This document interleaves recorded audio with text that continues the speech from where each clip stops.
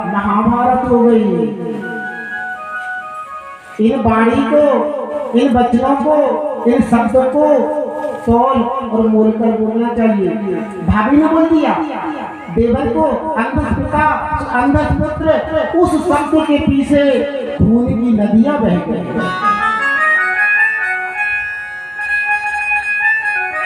एक शब्द के पीछे, और एक बात और बताऊं, एक शब्द के पीछे महाभारत की रचना हो गई और एक दिन के पीछे रामायण की रचना हो गई।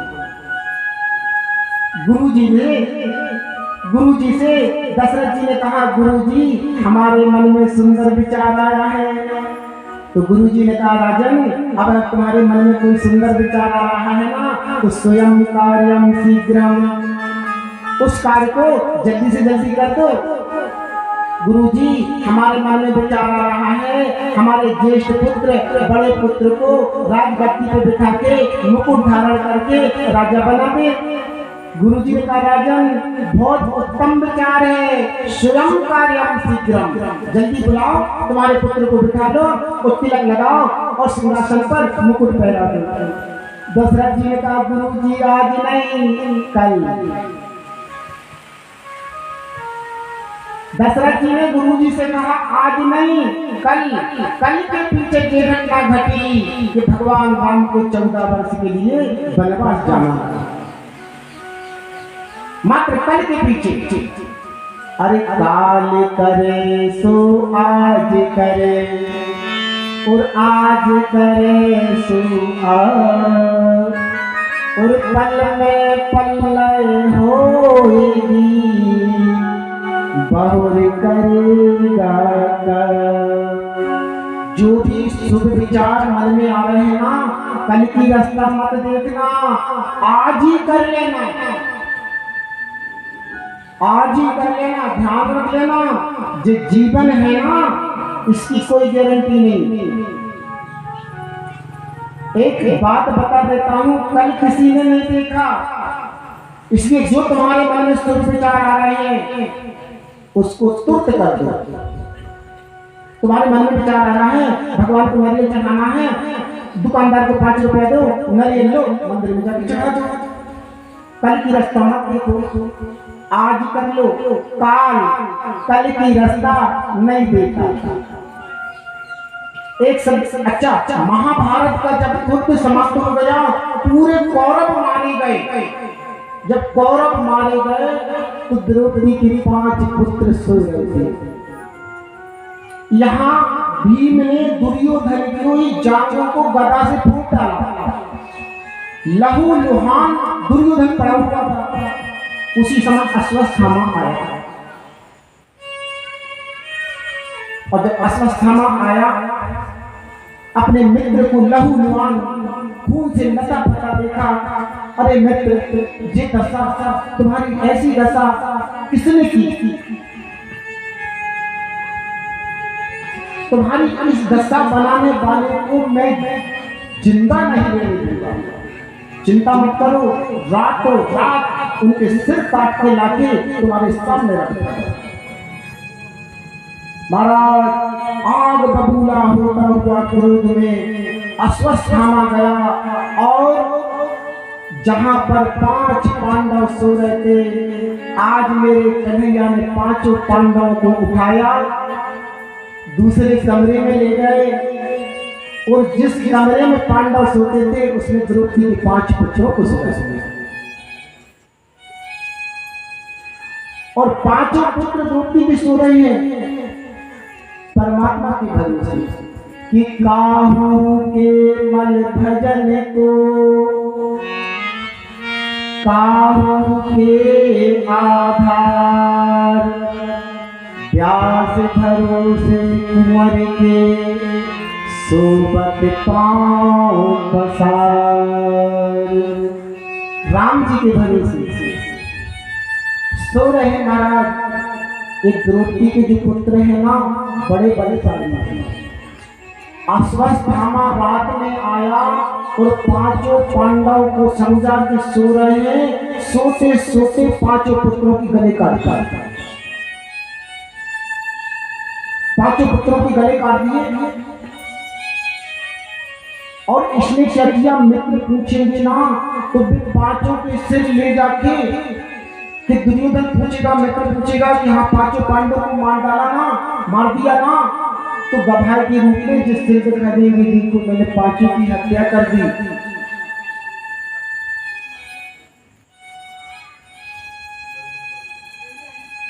कहते हैं उसी समय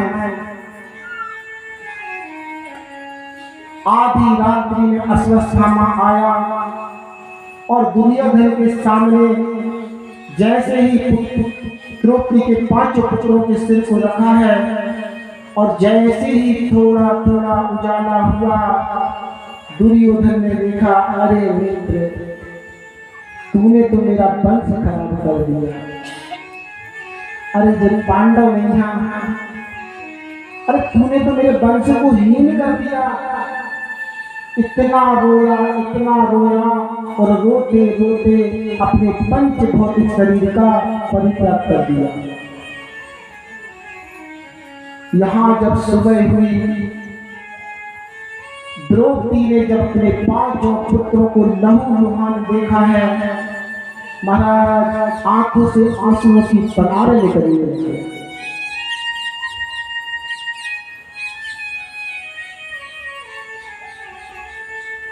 माता शिशूनां निधनं सुतानां निशब्दं घोरं परितप्यमानः।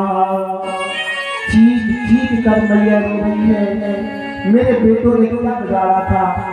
अरे 9 महीने तक मैंने जिनको कोख में रखा, मेरे बेटों ने किसका बुरा किया था, क्यों अश्वत्थामा ने मेरे पुत्रों को मार दिया। बार बार उठती है, बार बार बैठती है, रोती है, खड़ी हो जाती है, कहीं नीचा खा के गिर जाती है। मानो पांडवों की आंखों से अंगार बरस रही हो।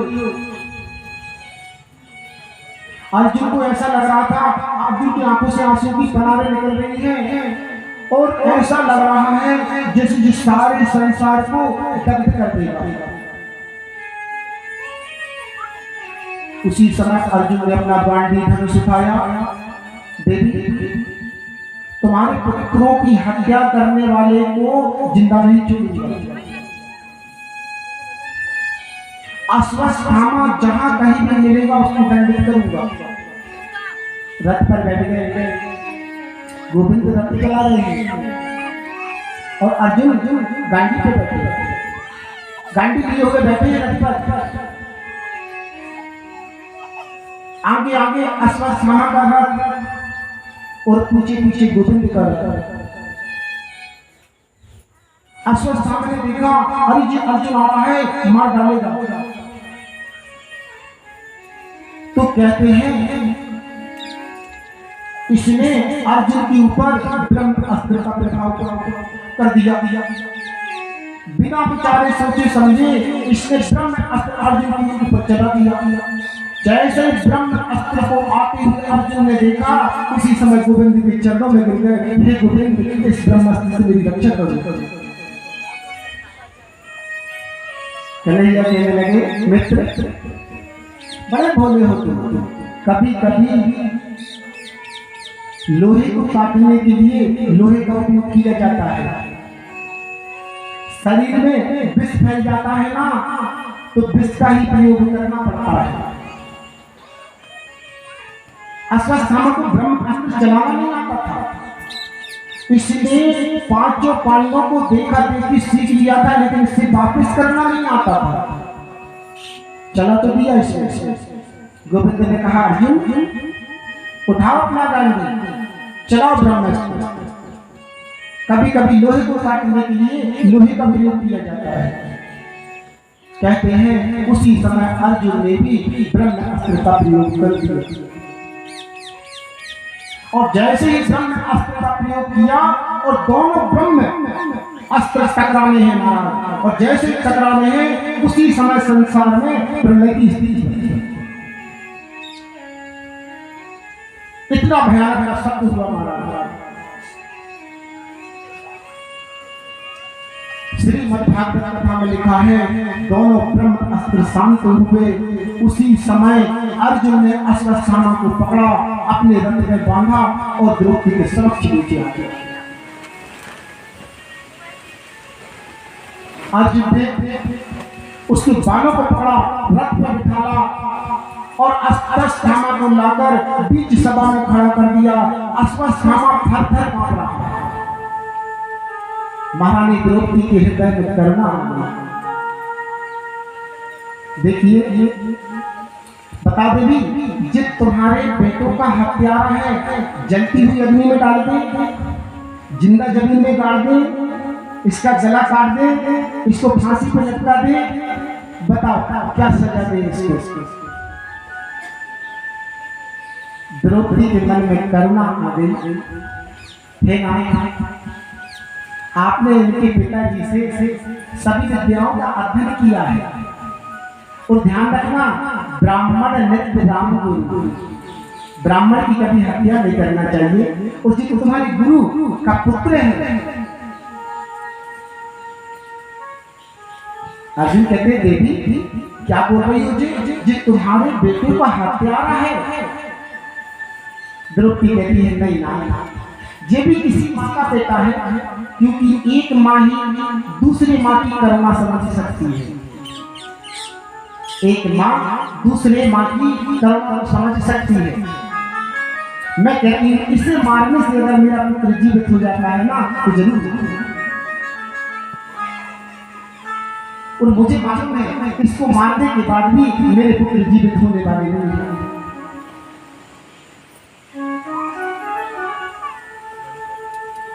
अर्जुन ने देखा, अरे देवी क्या बोल रही हो? युधिष्ठिर बैठे थे। युधिष्ठिर महाराज से कहा, बता महाराज, महारानी ऐसी कह रही है कि इसको छोड़ दो, तुम बताओ क्या करना चाहिए? युधिष्ठिर बोले, भैया कोई काम करो जो शास्त्रों में लिखा हो, कोई गलत ना हो जाए, कोई करना।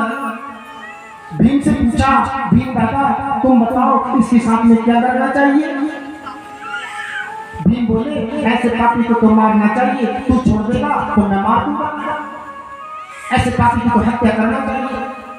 नकुल सहदेव से पूछा, बताओ इसको क्या करना चाहिए, मारना चाहिए कि छोड़ना चाहिए? नकुल सहदेव बोले, ऐसे पापी को तो मारना चाहिए। अब अर्जुन बड़ी दुविधा में फंस गए, अब करें क्या, इसको मारे क्या छोड़े? उसी समय अर्जुन को गोविंद की याद आई। अरे मेरे कन्हैया, मेरे सखा, मेरे गोविंद भी तो खड़े हैं, इनसे तो पूछे। उसी समय अर्जुन ने कन्हैया गोविंद के चरणों में प्रणाम किया, हे केशव आप बताओ क्या करना चाहिए? कन्हैया ने उसी समय बड़ी सुंदर बात कही, ब्राह्मण बंधुना हम तप आताताई चधारणा। केशव कहते हैं, अर्जुन ब्राह्मण कैसा भी हो उसको मारना नहीं चाहिए। ध्यान से सुनना, ब्राह्मण कैसा भी हो उसको मारना नहीं चाहिए, और बाल हत्यारा कैसा भी हो उसको छोड़ना नहीं चाहिए। ये ब्राह्मण है, छोड़ना नहीं चाहिए, और बाल हत्यारा है, इसको छोड़ना नहीं चाहिए। ब्राह्मण को कभी मारना नहीं चाहिए, और बाल हत्यारे को कभी छोड़ना नहीं चाहिए। और एक बात ध्यान से सुनो, भीम दादा जो कह रहे हैं वो तुम्हें करना चाहिए, द्रौपदी जो कह रही है वो सही कह रही है, युधिष्ठिर ने जो कहा वो बिल्कुल सच है, और मैंने जो कहा वो कभी झूठ नहीं हो सकता। अब अर्जुन बड़ी दुविधा में पड़ गए, इसको मारना भी है, इसको छोड़ना भी है। उसी समय भीम दादा ने कहा, वाह केशव क्या न्याय किया है, ऐसे न्यायाधीश अगर दो चार हो जाए तो संसार का कल्याण हो जाएगा। अरे तुमने तो ऐसा न्याय कर दिया, इसको मारना भी है और छोड़ना भी है, तो मारे कैसे और छोड़े कैसे? गोविंद बोले, दादा शांत रहो, अर्जुन ने गीता का उपदेश दिया है, अर्जुन को मालूम है मैं क्या बोलना चाहता हूँ। ये ब्रह्म हत्यारा है, ये ब्राह्मण है, जो बालक हत्यारा है ब्राह्मण को कभी मारना नहीं चाहिए और बाल हत्यारे को कभी छोड़ना नहीं चाहिए। उसी समय अर्जुन तुरंत समझ गए। अश्वत्थामा को आधा सिर मुड़ाया, उसके सिर पर जो मणि लगी थी वो निकाल दी और धक्का देके घर से बाहर निकाल दिया। अब देखिए, मार भी दिया और छोड़ भी दिया।